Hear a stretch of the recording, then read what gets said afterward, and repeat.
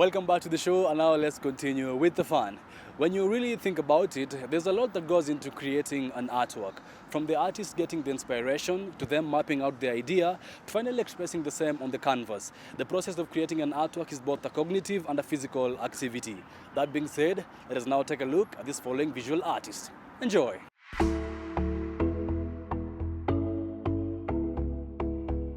In a field where talent is abundant, authenticity is often the major selling point in fine art. My major medium of expression is acrylics on canvas, but I'm a mixed media artist and I also use other tools like digital art. There's gold leaf, there's metal leaf like copper leaves, there's charcoal, there's epoxy resins, and also oils.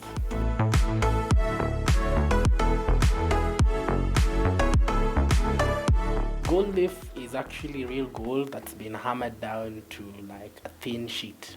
Yeah, so it's actual gold. Like the one here is 18 carats gold. Desmond utilizes a select set of tools and materials to transform his ideas, most inspired by nature, into spectacular works of art. When you're coming up with a piece, you want to express it in the most natural and efficient way. So this started off as the charcoal sketch. So I have a sketchbook at home. I make charcoal sketches, pen sketches, and also sometimes I use my computer to draw. So when I started this off, I just started off with a charcoal bit. I only drew half of it. Then I just kept staring at it and I wondered, how will I express the duality with acrylics? So I went back to my abstract expression, nature. So that's how you get to see the other half of it. Now, the acrylics alone won't give you the vibrance. Acrylics are a great medium because they're fast drying and it's easy to use and it's a bit neater than oils. Some pieces do require you to use oil because of the vibrance and the technicality that needs oil paints. So I use the acrylics here, and to add on to that, I use the gold leaf in different patches.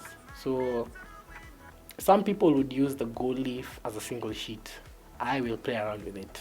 I don't mind getting my hands dirty a bit, messy.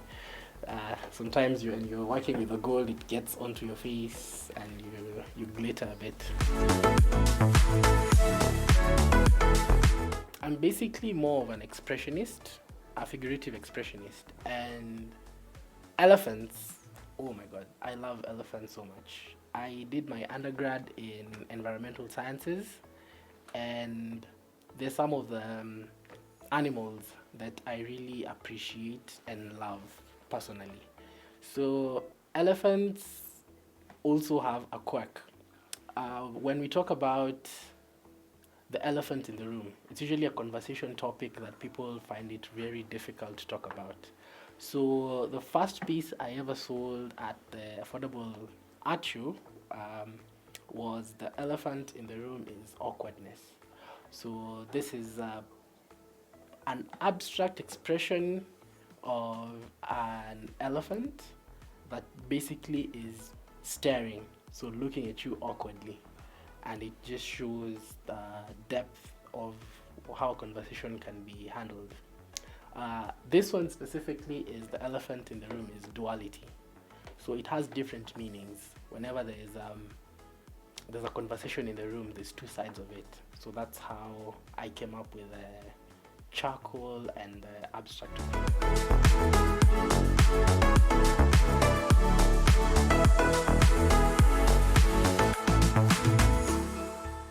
First of all, I had an idea. I tried to have a conversation with myself about some of the things that I go through and some of the things that I see in the world. And people do have a tendency to show two faces. So there's like, for some people it's the professional life and their personal lives contrasting.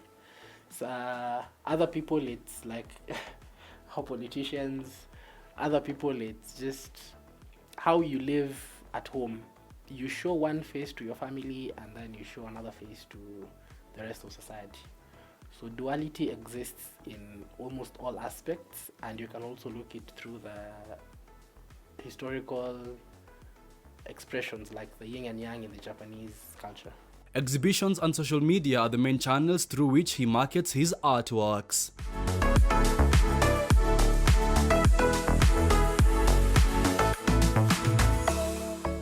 I actually started art commercially last year.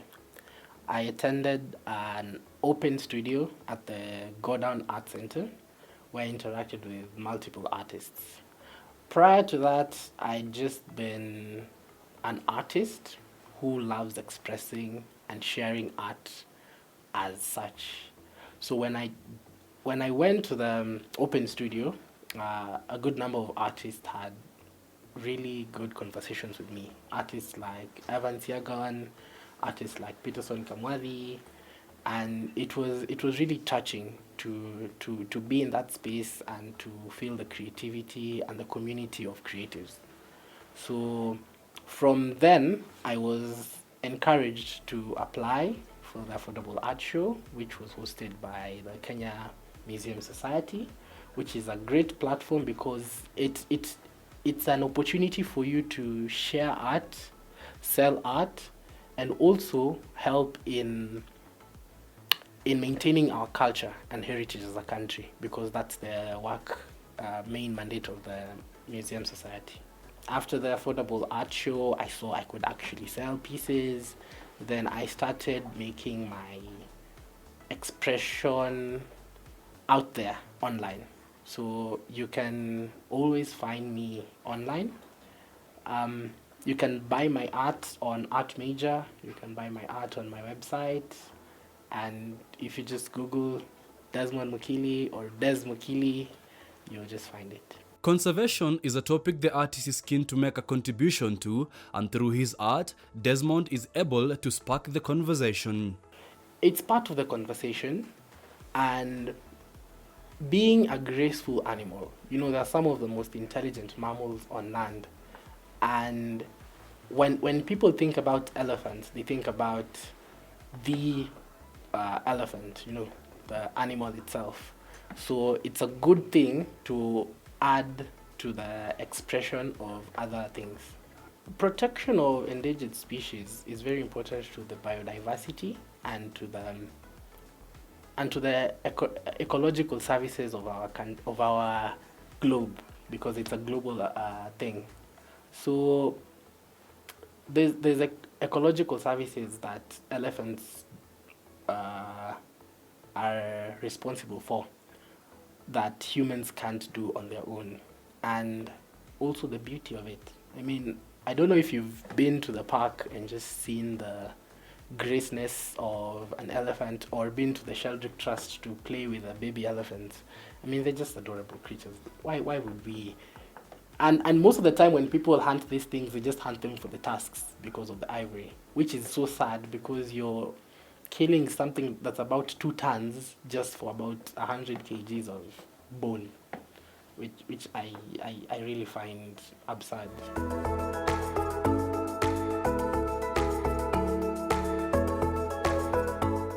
The artist stresses on the importance of communities and networking for any upcoming artists as he gears up to push his art a notch higher. Join a community or engage community. You don't have to be actively there, but just being in the presence of people who are doing the things you love and succeeding in it will actually boost you. I aspire to build knowledge and a community where people are open to knowledge, they're open-minded to different cultures and views, and able to accept different perspectives. For me, I think art would be a major form of expression, in that we are all human, and being human, we can share life or we could live our own lives. And in sharing life, we get to see things differently, and it's sometimes beautiful to see life through other people's perspective. That there is definitely something I haven't seen many artists do.